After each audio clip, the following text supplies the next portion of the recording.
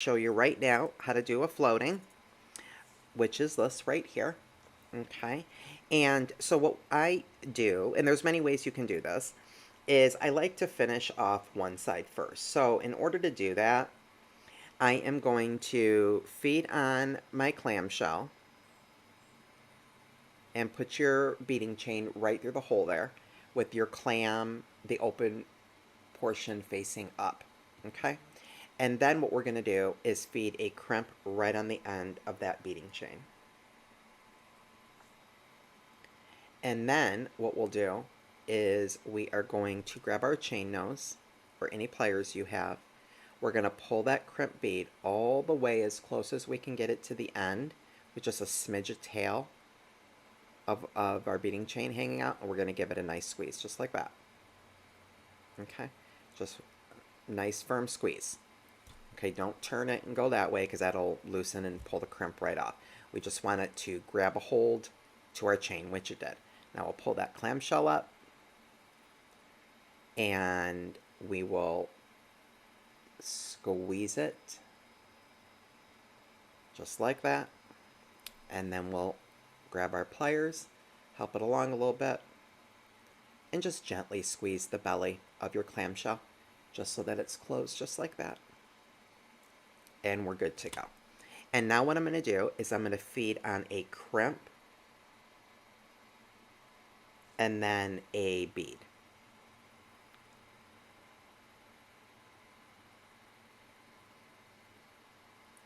And then I'm going to feed on 2 crimps. So every time I feed on a bead, for the whole pattern of the floating, I'm going to put on 2 crimps. And the reason we're doing that is because we need to anchor each bead. And in order to anchor the beads, you need a crimp on either side. Okay, so to start it out, right, I just need 1 bead here. And then I need a bead after it to anchor that little section in my float. And then I fed on a second bead, right?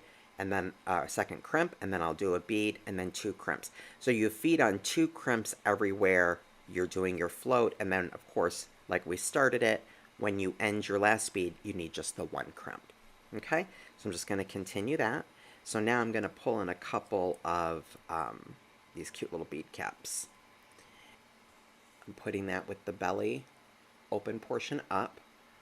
We can let that drop down, and now we'll put on a crimp.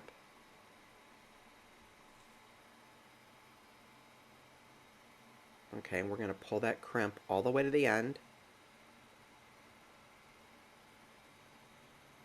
Just leaving a little bit of tail at the end of your wire there, or end of your beading chain, and then we'll give it a squeeze. We do not want to cut that. I don't, like you can if you want, but I usually do not. I leave the tail there because it helps the crimp stay adhered to the chain. And then I'll do the tug toss to make sure. And no, that crimp did not work because I'm pulling it right off. And sometimes that happens, so let me grab another crimp.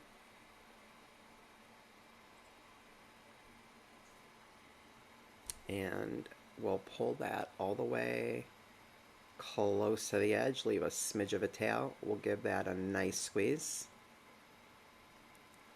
Just like that. We'll give it the tug test. That's not moving. Now we'll go ahead and let our clamshell come up, and then we will go ahead and close that up and grab our chain nose very, very gently. These are very delicate, these clamshells, so you want to be really delicate with them. Close it up, and there we go. Now I'm going to lay, let me move these crimps back in here. Now I'm going to lay this out and kind of decide where I want them, where I want all my little beads. And you can just eyeball it. There are no rules, guys. It's a total design situation. It's whatever looks good to you. And I'm just going with my pliers in between the crimp and sliding it in place next to the bead. And also notice over here I'm holding. my chain. So I'm kind of stabilizing it so that they stay where I want them to stay. So I'm going to move this wherever I want it, right here, and I'm just going to give it a squeeze. You can move things out of the way you're not working with. And then we'll go ahead and push that down. There's that crimp there. And I'm just going to put my chain nose over that and give that a squeeze. And now I'll move the next section down. First set of 4mm jump rings on this strawberry quartz beaded strand on the bottom here. My wire guardians. Now again, we've got the clamshells, right? The clamshells will absolutely connect to this jump ring on our connector. But what I want is a cascading effect of length. And because this is my first time doing this, even though I could have measured like the methodology would be of any multi-strand, I just kind of eyeballed it a little bit, and we're fine. So there's that. So now if I have those there, or let me just move things up. Okay, so if I have that there, then the next strand would be this one. And if I put that there, see, I can see that it is just a little longer. So I'm going to add, because I kind of want it to drape like that, right? So my thoughts is that I need to add another probably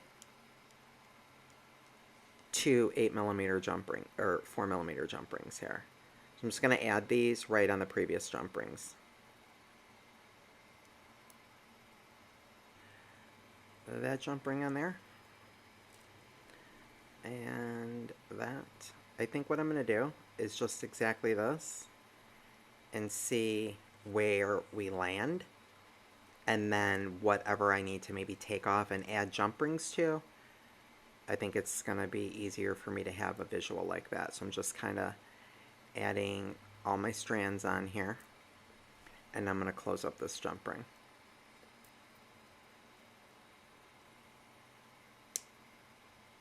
And I'm using locking jump rings. Okay, so there's that. Let me keep things in order here. And let me grab another jump ring. And we'll do the same thing over here. So we had 2 jump rings, 2 4mm on the beaded portion down here. And so now I need to add this one from the inside here. And then it's the white one, right? And then this one. This is kind of exciting, guys. Oh my goodness. I'm so excited. I love doing new things and learning new things. As you guys know, I'm self-taught for many, many years. And when I can just learn something new and teach myself something, I'm telling you, I am a kid in a candy shop. I'm so happy. Okay, so now I have my jump rings on. And what I'm going to do is I'm going to get my pliers involved. So I'm going to take this set of pliers on this jump ring and untwist everything over here and grab this one. I'm just going to kind of hold it up and see. Oh my gosh, you guys, this is so pretty. Okay, so definitely we need some jump rings here. Okay. So what we need is on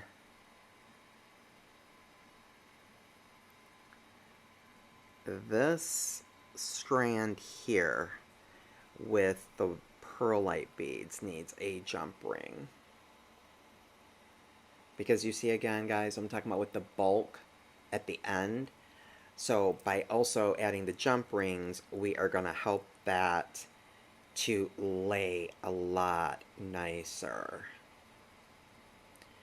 So I think what we're going to do is, before I disassemble it again, okay, so we need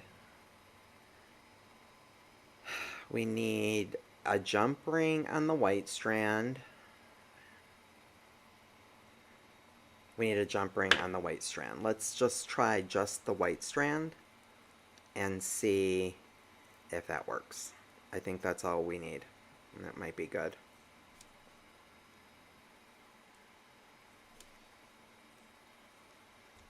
Okay, so we'll have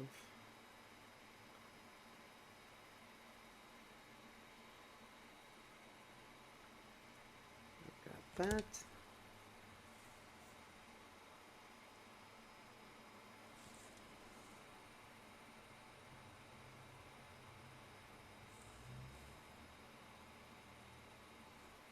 And then we'll put that little pendant on, or pendant link.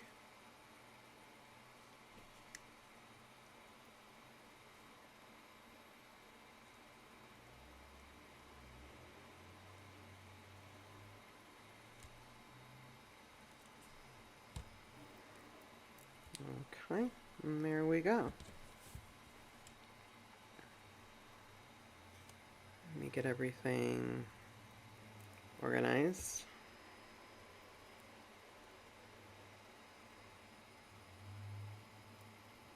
Yeah, that's the whole situation. That was a good choice with the jump rings. This is what we've got, guys. If I can get it to lay right. So this is where we're at. It does actually lay beautifully. Okay, so that's really what we've got. Okay, so now what I want to do is we just need to undo this clasp, and then we'll see what our measurement is here. So we can cut the leather, put it on the back, and we did it. I did it! Yay! I feel so accomplished. Oh my goodness. Okay, so right here. So on the top of this jump ring, I'm just going to do like a regular overhand knot. And you can do you can finish this off any way you want. I am going to actually put my tail to the back, and then I'm going to push that knot down where I would need it to be. I'm gonna probably trim that a little bit, but I'm gonna glue it. And if you glue it, guys, just put a dab of glue right in the center of your knot. Very, very easy. But I'll do all that after. Okay, and then we'll put a crimp.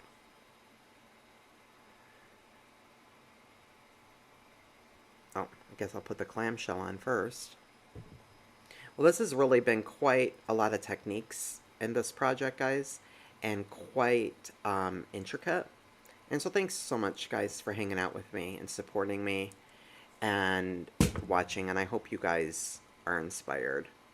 And it just so happens to be that this leather also fits through these clamshells because it's 1mm. I know it'll fit through. I know you will.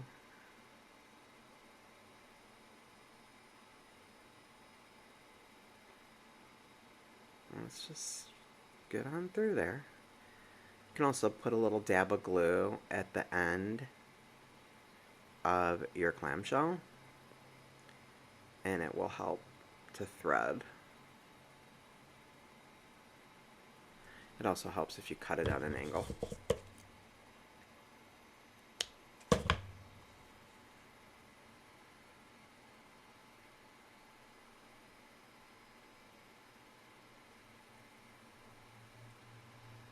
Okay, so I've got my clamshell face up there, and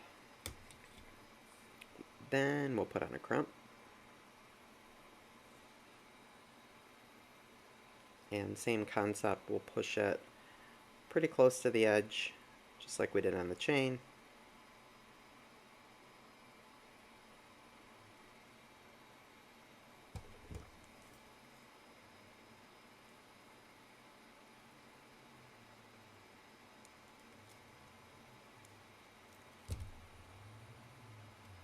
You can also put a dab of glue in here if you want for extra security. This is what we've got.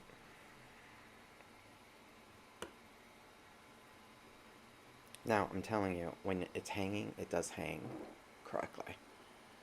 That chain there is just above those chip beads in it, so it does hang. And so that's really what it's going to look like. We need to kind of let the leather hang out and relax. But that's what we've got. That's what that looks like, guys. Thank you so much for joining me today. I hope you guys enjoyed. Hope you guys also learned something. I know that I did. And